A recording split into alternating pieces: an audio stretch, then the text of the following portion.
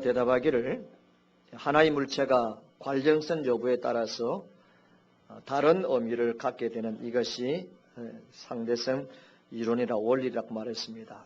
좀 더 쉽게 설명할 수 없겠나 물어보니까 친구가 설명하기를 예를 들면 자네가 잠옷을 입고 뜨거운 난로 옆에 앉아 있다면 1분이 1시간처럼 여겨지겠지. 그런데 만일 잠옷을 입은 여인이 자네 무릎 앞에 앉아 있다면 그때는 아마 1시간이 1분처럼 여겨질 것이래. 이것이 상대성 이론이라네요. 이 설명을 듣고 집에 돌아갔습니다. 밥을 먹으려고 하니까 국에 부인의 머리카락이 이제 들어져 있는 겁니다. 그것을 보고 남편이 부인에게 하는 말이 오늘 내가 친구한테서 상대성 이론을 배웠는데 상대성 이론에 의하면 머리카락 하나가 많은 당신의 머리카락과 비교해 볼 때 너무나도 적은 것이지 그러나 이 머리카락 한 가닥이 국에서 발견된다면 머리카락의 수가 훨씬 많게 여기지 않겠나 이렇게 이야기했답니다. 너무 수준이 높아 이해를 못하지는 않았는데 상대성 원리라는 것은 하나의 물체가 관련 여부에 따라서 다른 의미를 준다는 것이죠. 이제 설교를 시작하다가 어떤 분이 피곤해서 잠을 잡니다. 자기는 피곤하니까 한 사람이 졸고 있습니다. 그러나 그분 때문에 앞에 설교하고 있는 목사는 심히 마음에 상처를 받습니다. 이것이 상대성 이론입니다. 지난 주일날 우리가 기적을 이루는 원리가 무엇이냐? 나의 일인 동시에 성격을 직언하는 것은 하나님의 일이라고 생각하고 두 번째는 이제 지도자들이 솔선수범하고 은혜 받은 따라서 은혜 많이 받은 사람은 은혜 많이 받은 대로 열심히 헌신하고 수고하는 것이고 또 협동과 연합의 원리에 대해서 말씀드리고 그리고 격려하고 서로 칭찬하는 원리 그리고 탁월한 지도자가 있는 이것이 기적을 이루는 원리라고 말씀을 드렸습니다. 자, 여러분 지난주에 말씀드린 것처럼 불가능한 일인데 이제 하나님의 은혜 가운데 성벽 재건이 시작되고 있습니다. 성벽 재건을 시작하고 있는 이 시점에 있어서 또 수많은 비난과 조롱과 반대하는 여론들과 또 사람들이 일어나게 되어진 것입니다. 자, 오늘 말씀해 보니까 4장 1절에 산발라스 우리가 성을 건축한다음을 듣고 크게 분노하여 유다 사람들을 비웃었다라고 말합니다. 오늘은 느헤미야 4장을 꼭 여러분 펴놓으시기 바랍니다. CEO들이 손자병 붙고 함께 이 느헤미야서를 읽는 이유가 바로 오늘 본문의 말씀에 있는데 성벽을 재건한 일을 시작하는데 오늘 말씀해 보니까 크게 분노합니다. 왜 그러냐면 정치적으로 사회적으로 사마리아 사람 입지가 이제 좁아지게 되어지는 거죠. 그러다 보니까 크게 분노하고 비웃게 되어지는데 조롱하는 내용이 앞으로 나옵니다. 자, 그러면 느헤미야가 이런 조롱과 비웃음 앞에서 어떻게 그 문제를 해결하고 대처하는지에 대한 말씀입니다. 첫째는 엄청난 비난과 조롱과 방해가 있을 때 하나님께 또 간절하게 기도했다는 것이 오늘 말씀입니다. 1절과 3절까지 느헤미야와 이스라엘 백성을 집요하게 경멸하고 비판하는 소리가 나옵니다. 여러분 보세요. 2절 말씀 보니까 자기 형제들과 사마리아 군대 앞에서 일러 말하되 뭐라마는 그 미약한 유대 사람들이 너희들이 성벽 재건한 너희들은 아주 미약한 사람이다. 너희들이 미약한 사람 너희가 뭘 할 수 있겠느냐 그런 뜻이고요. 그 다음에 하는 말이 스스로 경고하게 하려느냐 그리고 제사를 드리는가 하루의 일을 마치겠는가 그러면서 불탄 돌을 헛더미에 다시 일으키는가 너희들이 이 공사가 얼마나 긴데 그 긴 시간 동안 이것을 완성할 수 있겠느냐 그렇게 조롱하게 되어지고 너희들이 지금 벽을 쌓고 있는데 그 벽돌은 탄 것이다. 그래서 쿡 찌르면 깨어질 수밖에 없는 그런 약한 돌인 것에 대해서 이야기를 합니다. 그러다가 오늘 그 다음에 있는 말씀 보세요. 3절 말씀에 암몬 사람 도비아는 곁에 있다가 무슨 말까지 합니까? 그들이 건축하는 돌 성벽은 여우가 올라가도 무너진다. 여우가 올라가도 무너지는 성벽을 왜 쌓느냐? 라고 하면서 오늘도 주변에서 수많은 사람들이 조롱하고 있습니다. 수많은 사람들이 비웃고 있습니다. 성도 여러분, 하나님의 기뻐하시는 일에는 비난과 조롱이 따를 수밖에 없습니다. 지난번 말씀드렸지만 하나님 기뻐하시는 일에서 가장 배합하는 자리에 어둠의 소리고 사탄입니다. 그렇기 때문에 하나님 기뻐하시는 일을 할 때에는 반드시 비난과 반대와 조롱이 있을 수 있습니다. 그런데 오늘 이 느헤미야가 이런 조롱과 비난 앞에서 어떻게 하느냐? 오늘 말씀에 있는 것처럼 하나님께 기도합니다. 자, 그런데 오늘 4절 5절 말씀에 느헤미야의 기도를 들어보면 좀 이상한 부분을 발견합니다. 대체 이것이 기도일까? 느헤미야가 하나님께 기도하고 있는데 그 기도의 내용을 보시기 바랍니다. 과연 이것이 기도일까라는 의문심을 가지게 합니다. 충분합니다. 하나님이여 들으시옵소서. 여기까지는 좋아요. 우리가 업신여김을 당하나이다. 여기까지도 좋아요. 원하건대 그들이 욕하는 것들을 자기들의 머리에 돌리사 노략거리가 되게 하여 이방에 사로잡히게 하시고 5절 말씀에 주 앞에서 그들의 악을 덮어두지 마시고 그들의 죄를 도말하여 용서하지 마시고 그들이 건축하는 자 앞에 수를 노하게 하셨음이라고 말합니다. 무슨 말이냐면 느헤미야의 기도는 한마디로 말하면 하나님 우리가 창피스러워 고통스럽습니다. 우리를 욕하는 그 욕들이 저들의 머리에 그대로 돌아가게 해주시고 저들을 한마디로 박살내게 해달라는 거죠. 그들이 잘못했다고 용서할 그들을 용서해 주지 마세요. 오늘 이 기도는 가만히 들어보면 느헤미야가 그들을 향하여 저주하는 듯한 그들을 향하여서 원망을 쏟아붓습니다. 하나님을 향하여 탄원하는 기도의 내용입니다. 그래서 과연 이 기도가 성경적일까? 라는 생각들을 우리가 성경 읽으면서 할 수 있고 많은 학자들 가운데서도 과연 이것이 성경적일까 논의를 한 적도 있습니다. 이 시대의 가장 유명한 문학가요 기독교 변증가인 C.S. 루이스가 처음에 이제 하나님을 찾고 예수를 믿으려고 할 구도다 시절에 시편을 읽기 시작하다가 그만 성경책을 던져버렸습니다.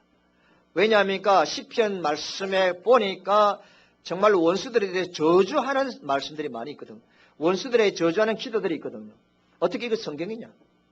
어떻게 하나님의 책에 원수들을 저주하는 그런 기도와 내용이 있을 수 있느냐면 성경을 집어 던졌습니다.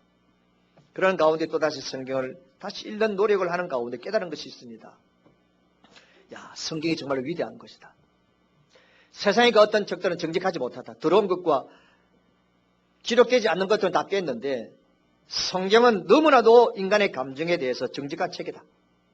성경만큼 정직한 책이 있는가?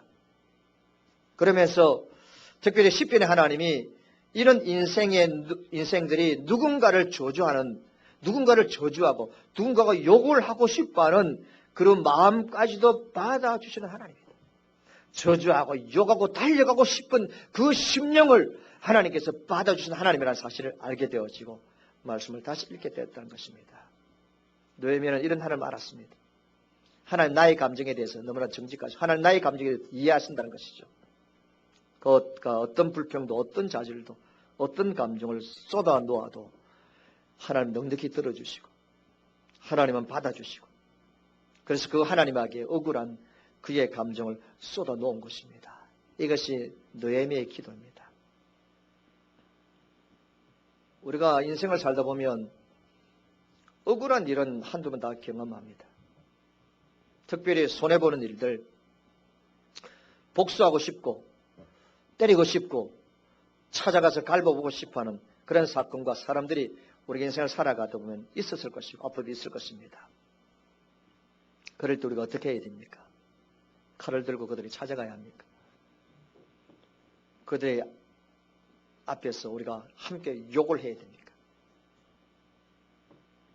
그때마다 우리가 주님께 나와야죠. 주님께 우리의 감정을 쏟아내야 되죠. 모든 것을 다 아시는 분이기 때문에 그분에게 다 쏟아놓아야 됩니다. 그런 여러분들이 어떤 말을 해도 잠잠히 나무라지 않고 들어주십니다. 느헤미야는 자신의 감정을 하나님께 표현한 겁니다. 자신의 감정을.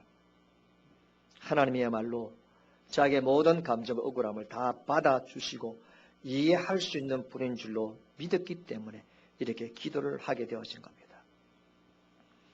성경에 나온 인물들 가운데서 가장 분노할 일을 연속적으로 경험한 사람이 있습니다. 바로 다윗입니다.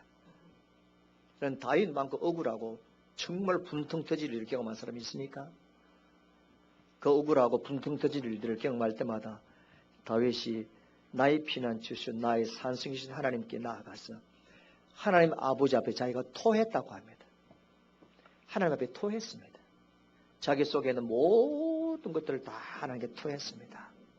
자, 여러분들 음식을 먹고 난 다음에 소화가 되지 않아서 그리고 오바이트 토하지 않아요. 토하는 분들 가운데 남겨두는 분이 있습니까? 손가락까지 이어가지고 다 토하려고 합니다. 그래야 속이 편해지죠. 속에 있는 거 다 토해내야 됩니다. 토할 때 아까워하시는 분이 있습니까? 토하는 것을 아까워하시는 분이 있습니까? 아니죠. 다윗은 안타깝고 억울한 심정을 하나님께 다 드렸습니다. 하나도 남김없이 그가 속상해하는 것, 그가 억울해하는 것, 안타까워하는 것, 이런 것들을 다 하나님께 토했습니다. 전부 다 쏟아냈습니다. 감정도 창조하신 분이 우리가 얼마만큼 분노하고 속상해하는지 잘 알고 계시기 때문에 그렇습니다. 그러므로 여러분, 우리가 억울한 일이고 답답한 일을 당할 때마다 주 앞에 나와서 쏟아내시기를 주 여러분들 축원합니다. 사람 앞에 쏟아내보세요. 사람 앞에 쏟아내는 것은 창피를 당하고, 사람 앞에 쏟아내는 것은 잘못된 소문을 가져오게 하고, 사람 앞에 쏟아내는 것은 오히려 자기에게 나중에 짐이 됩니다. 그러나 하나님 앞에 다 쏟아내는 것. 하나님 아버지 앞에 정말로 모든 것 다 쏟아넣게 되어질 때 나를 지으신 그분은 내 감정과 마음을 아십니다. 그때부터 우리는 치유가 시작됩니다. 아직도 다 토하지 못한 분들, 다 하나님께 내려놓고 쏟아부지 못한 사람들은 치유를 못합니다. 우리가 하나님의 역사를 이루어가려고 할 때에 안팎에서 예배당을 건축하는 일에 있어서 이런저런 이야기를 할 수 있습니다. 제가 이제 목사님들 모여서 이제 우리가 건축을 한다 하니까 뭐 어떻게 합니까? 물어봐요. 땅이 좁은데 좁은 땅에 지하에 예배당을 줬습니다. 하니까 10명이 뭐 하는 줄 압니까? 지하는 안 되는데. 지하는 안 되는데. 그래서 물론 사정은 말씀은 이해되지만은 우리 형편이 그렇기도 하고, 그러면 제가 딱 하는 말이 있습니다. 우리 설교하는 주셔서 잘 들어봐요. 모두가 다 지하에 예배당 하는 거 싫어하죠. 물론 100% 완벽하지는 못합니다. 그러나 우리가 지하에 예배당을 였더라도 아무런 문제없는 교회당을 만들 테니까 땅이 좁아서 예배당 못 짓는 사람 우리한테 오세요. 우리 지도한테 찾아가세요. 이렇게 모델과 샘플을 만들 테니까 하시니까 아무 말 못해. 그뿐 아니죠. 참 우리가 여러 가지로 주의 일을 위해서, 주님의 나라를 위해서, 교회를 위해서 수고하고 했을 때에 원하지 않는 오해도 비난도 억울한 일을 당할 때마다 하나님께 나아가서 살아계신 하나님께 우리의 심정 억울함을 다 쏟아 놓을 수 있기를 주 이름으로 축원합니다. 다 쏟아 놓으면 됩니다. 이것이 느헤미야의 기도였습니다. 그래서 우리가 이제 9월 달부터는 어떻게 보면 비상체제에 들어가게 되어지는데, 교회에서 기도하라 하지 않더라도 언제든지 주의 전에 나와서 저와 여러분의 마음을 쏟아놓는 기도를 하시기를 주 이름으로 축원합니다. 자, 이제 하나님께 이렇게 쏟아내는 기도를 하게 되어지고 그것으로 끝입니까? 아니에요. 오늘 말씀해 보니까 6절에 보니까 이에 우리가 성을, 성경 다 찾으세요. 이에 우리가 성을 건축하여 전부가 연결되고 높이가 절반에 이르렀으니 이는 백성이 마음대로 일을 하였음이라는 말씀입니다. 자, 그럼 무슨 말이냐면 처음에는 이제 방해 공작들이 있었습니다. 이런 머리를 좀 했는데 기도하는 가운데 이제 좀 이렇게 마음을 모아가지고 하나님 일을 더 열심히 하게 되어지는데 오늘 말씀 보니까 기초도 거의 다 하고 거의 반쯤 공사가 시작됐다는 것이죠. 처음에는 이들이 너희들이 해봤자 미약한 유대인들이 뭘 하겠어? 막 조롱했는데 이 백성들이 하나가 되어져 가지고 공사를 척척척 해가니까 이 방해하는 세력들이 덜컥 겁이 난 거예요. 그래서 이 사람들이 더 적극적으로 이제 방해하고 하지 못하도록 전략을 세우게 되어지는 거죠. 예루살렘 성이 중수되어지고 그 퇴락한 곳이 보수되어져 간다는 소식을 직접 듣게 되었습니다. 그러니까 그들이 더 분이 터지는 겁니다. 그래서 예루살렘을 요란케 할 계획을 세웁니다. 물리적인 방법을 동원해서 성벽 재건 공사를 방해하려고 하는 계획을 그들이 세우기 시작합니다. 자, 어떤 위기가 왔는지 우리 한번 살펴보도록 합시다. 자, 10절 보시고 10절에 보니까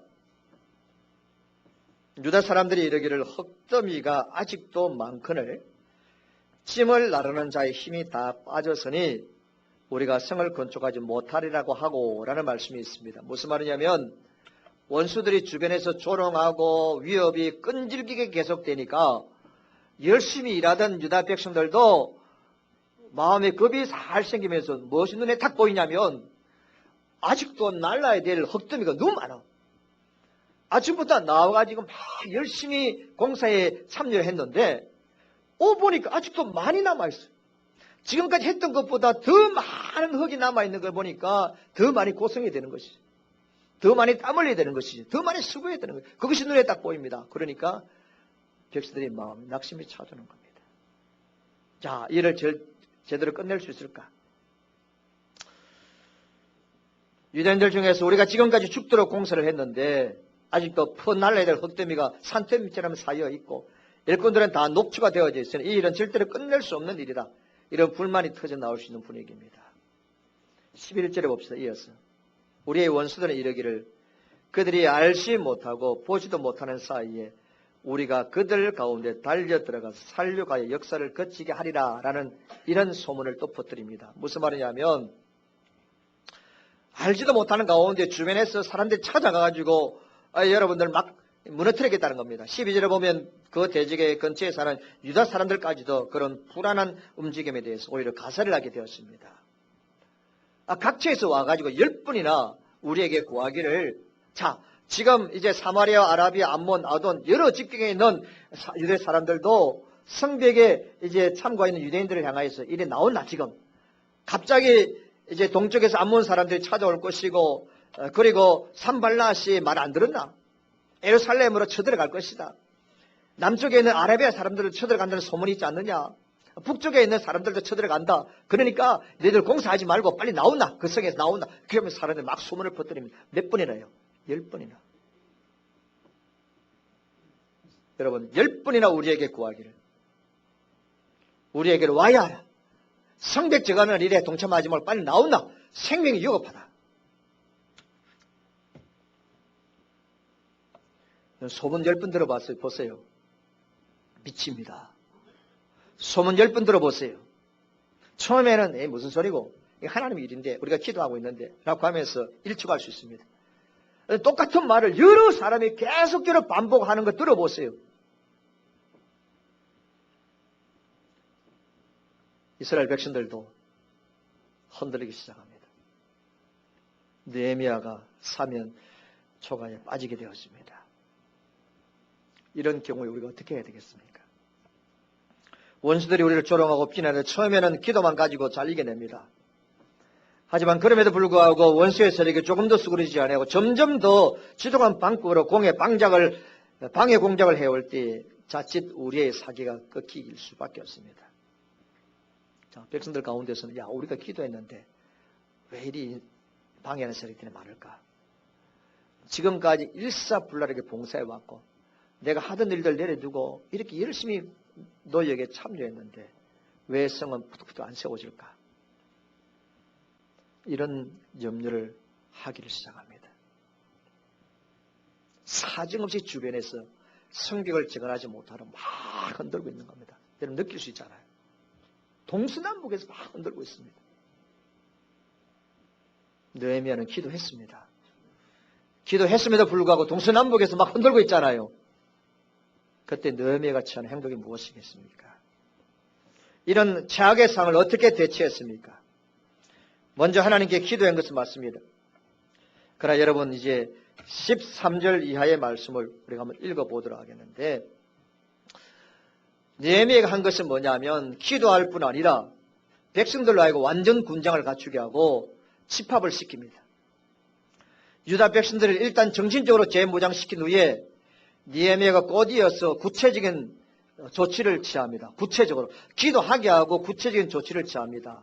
그것이 뭐냐면 한마디로 말하면 이런 겁니다. 이스라엘 백성들에게 극대하게 극한 데까지 열심히 일하고 봉사하도록 몰아갑니다. 15절에 하나님이 저희 꾀를 깨하셨으므로 무슨 말이냐면 느헤미야가 14절 이전까지 기록된 적극적인 대응 조치를 취한 시점에 있어서 여러분 이미 대적들의 기습 시도가 꺾여졌음을 알 수 있는데 그 대적들은 원래 유다인들이 알지 못하고 보지 못하는 사이에 예루살렘을 공격할 계획이 있었는데 그 전술이 노출되었습니다. 또한 느헤미야가 유다 백성들 집합시켜 놓고 그런 가운데 정신무장까지 시켜놓은 이 시점에 와서는 그것이 성선이 없다고 판단되었기 때문에 그렇습니다. 기도했습니다. 적들의 전략을 알았습니다. 그래서 1차적으로는 차단했습니다. 하지만 느헤미야는 너무너무 중요한 것이 있는데 긴장의 끈을 놓치지 않았습니다. 긴장의 끈을 놓치지 않았습니다. 15절 하반절에 보면 성에 돌아와서 어떤 말씀이 있습니까?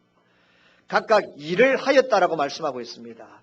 여러분, 느헤미야는 이전에 없던 새로운 건물을 만들어서 새로운 일들을 만들어서 백성들에게 부과합니다. 그는 우선 그때부터 내 종자의 절반을 역사하고 절반은 갑옷을 입고 우리 한 말씀 봅시다. 16절 봅시다. 다 같이 읽어봅시다. 시작. 다시 한 번 더 16절 시작.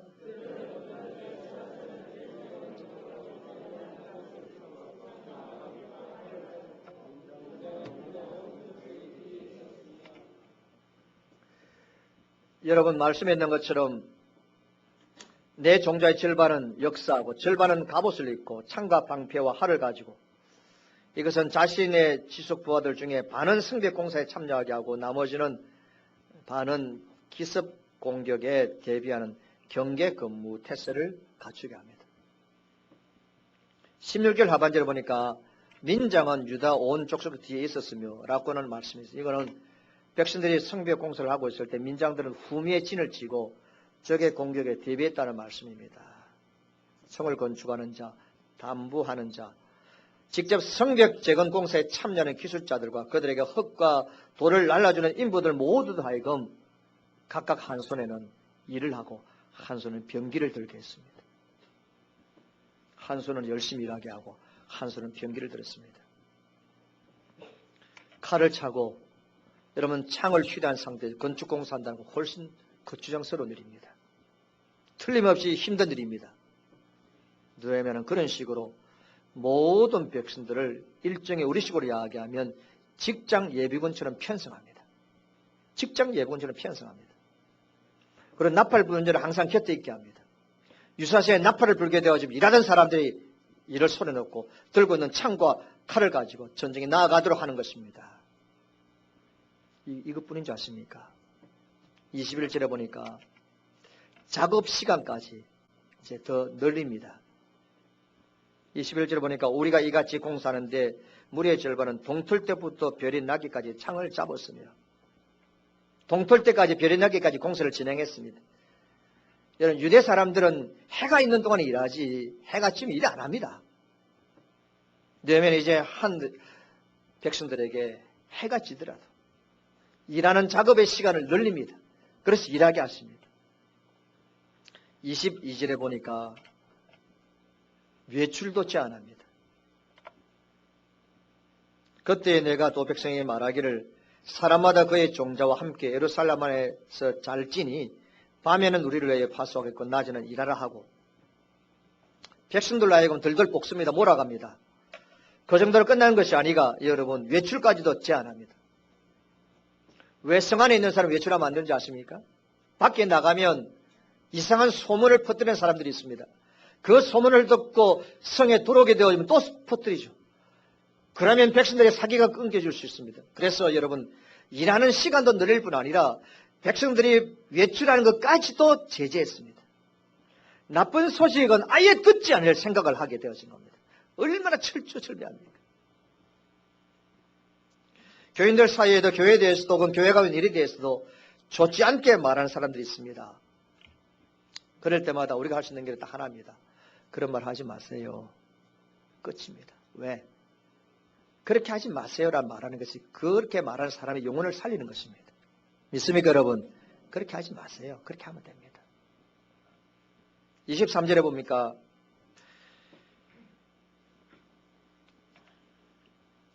군에 갔다 온 사람들이 이해가 됩니다.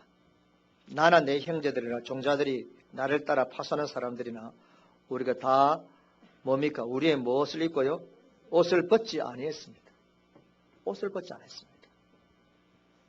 여러분 군대 가신 분들 군화 신고 완전 무장 가운데 침상에 잠깐 잠을 자다가 비상하면 그대로 튀어나갑니다. 23절에 보니까 백성들하고 옷을 벗지 못하도록까지 했습니다. 무슨 말입니까? 느헤미야는 솔선수범하면서 유다 백성들하고 기도하게 하고 그런 가운데 유다 백성들의 헌신을 끝까지 밀어붙입니다.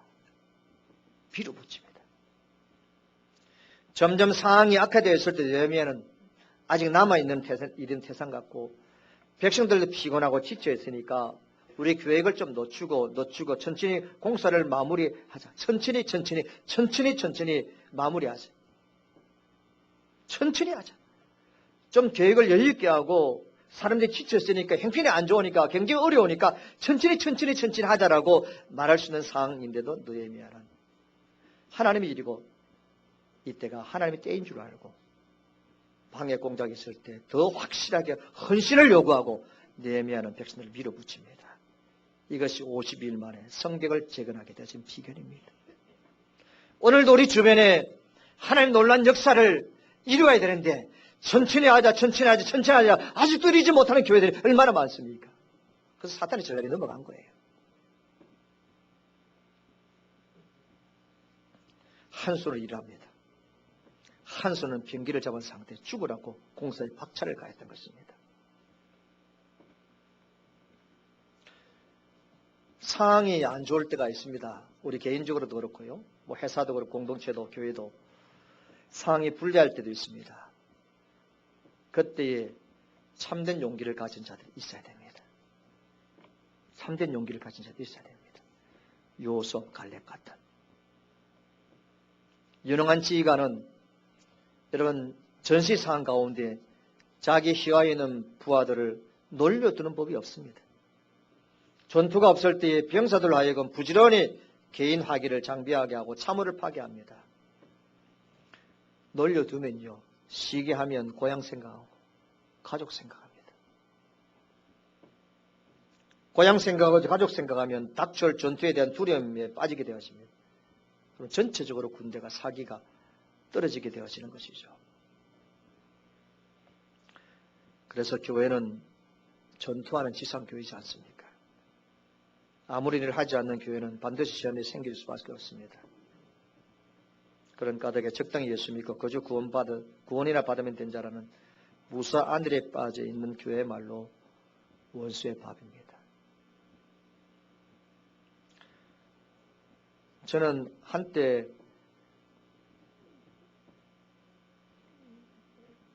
제가 지치지 않고 사정없이 여러분들을 몰아간 적들이 많았습니다. 그러나 그때가 정말 행복했습니다. 그때가 정말 주님이 기뻐한 때였습니다. 사정없이 몰아가는 그때가 하나님 좋아하신 때였습니다.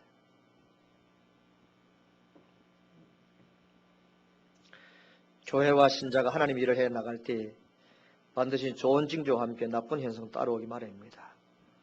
그리고 나쁜 일이 때때로는 사면초고 같은 최악의 상황으로 치달을 때도 있습니다. 우리가 할 수 있는 것은 기도뿐이고 더 열심히 일하고 더 열심히 충성하고 더 열심히 시간과 물질을 바치는 이 길밖에 없는 줄 믿습니다. 결코 우리는 물러설 수가 없습니다. 더 열심히 기도하고 더 열심히 충성하고.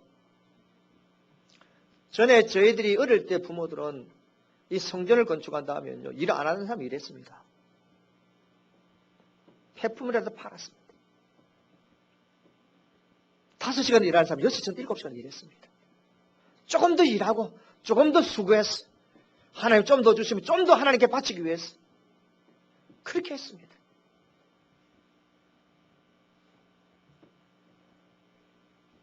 성도 여러분, 우리 열심히 기도하고 죽도록 충성하고 있는데도 여전히 풀리지 않고 오히려 점점 악화되는 일처럼 보이는 일이 있으니까 그럴 때일수록 칼과 창과 활을 들고서 봉이 틀 때까지 별이 나기까지 자신을 채찍질하면서 죽도록 충성하는 청지기가 되시기를 축원합니다.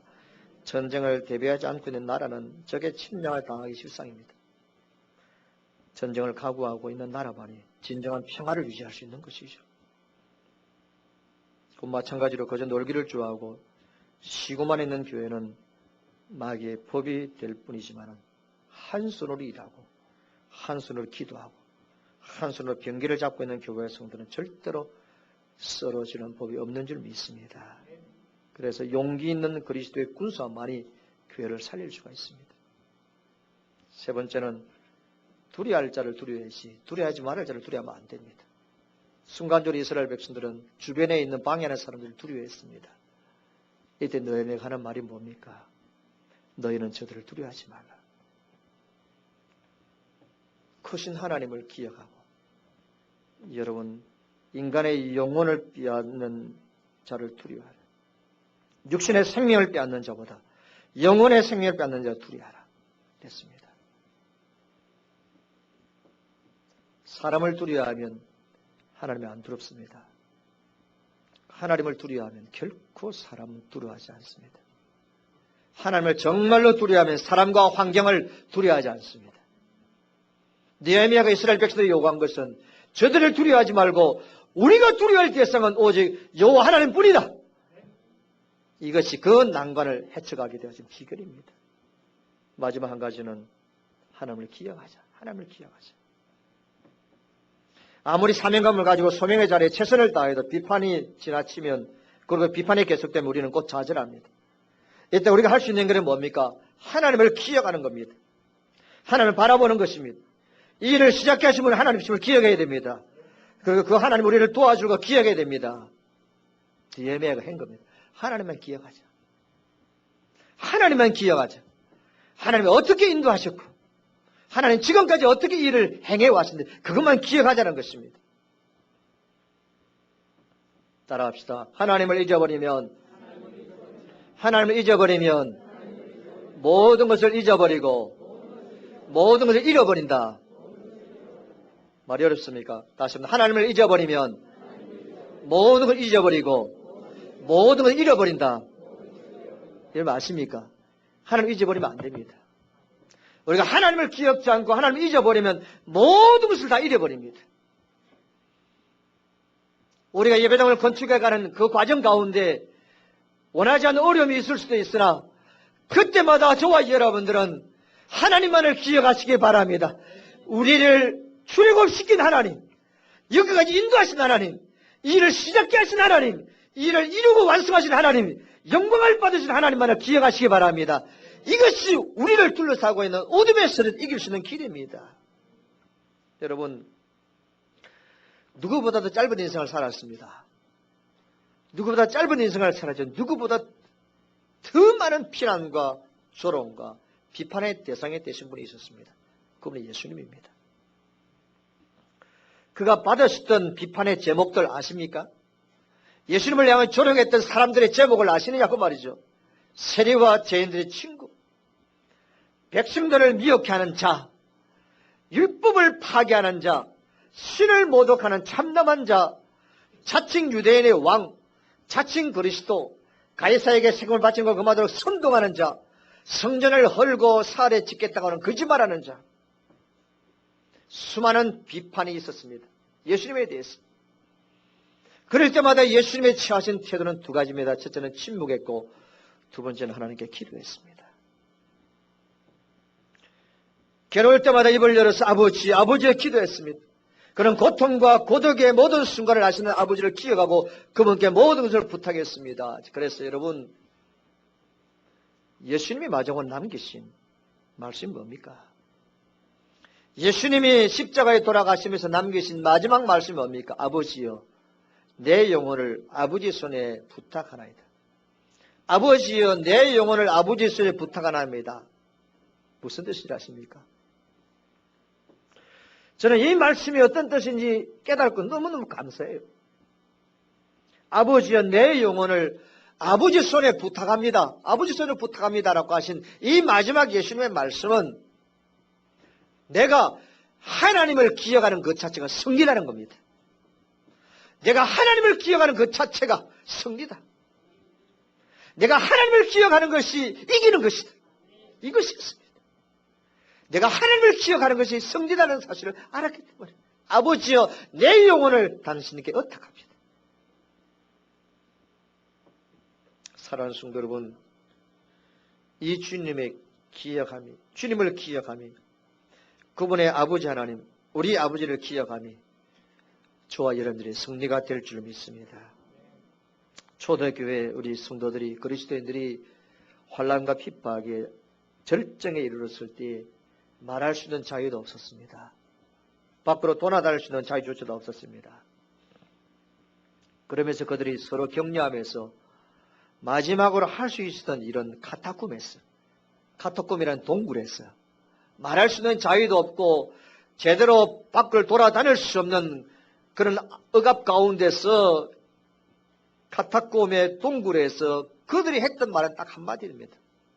형제님, 자매님, 하나님을 기억합시다. 이거였습니다. 아시겠습니까, 여러분? 하나님을 기억합시다. 예수님을 기억합시다. 핍박 가운데 그들이 할 수 있던 유일한 말이 하나님을 기억합시다. 이것이었습니다. 다른 말 안 했어요. 하나님 기억합시다. 형제님, 자매는 하나님 기억합시다. 그런 말을 서로 나누었는데 이제는 그런 말도 할 수가 없는 핍박이 더 세어지고 왔습니다. 하나님을 기억하고 예수님을 기억합시다. 그런 말을 할 수 없는 상황까지 몰아지게 되어졌을 때 그들이 했던 마지막 행동은 지나가다가 막대기를 하나 잡아가지고 익투스라는 생선 그림을 그렸습니다. 생선 그림을 그렸습니다. 물고기 그림을 그렸습니다. 그 그림을 그릴 때 그것은 바로 하나님을 기억합시다. 예수님을 기억합시다. 이것이었습니다. 나의 형제 자매 내 부모들이 예수 믿는 것 때문에 잡혀가고 화형당하고 살이 찢겨져가는 그런 현실 가운데 그들이 했던 것은 하나님과 예수님을 기억합시다. 이것입니다. 성도 여러분, 정녕 저와 여러분들은 하나님을 기억하시고 예수님을 기억하십니까? 그분의 욕받으심과 고난받으심, 그분의 피 흘리심과 죽으심으로 저와 여러분들이 제3의 구원을 받았지 않습니까? 그럼 이제는 우리가 그의 제자로 그의 모범을 따라 살 때가 되었지 않습니까? 행여나 억울하게 비판이나 조롱을 받고 계십니까? 기도하시고 하나님께 도와시고 우리 동북에서가 모든 성도들은 마땅히 자기가 선 위치에서 자기가 맡은 일들을 더 열심히 하시기 바랍니다. 더 열심히 맡은 일을 더 열심히 충성하시기 바랍니다. 이것이 우리를 방해하는 세대를 이길 수 있는 길입니다. 그리고 주님을 기억하심으로 모든 파괴적인 비판에서 승리할 수 있는 저와 여러분들 되시기를 주의 이름으로 축원합니다.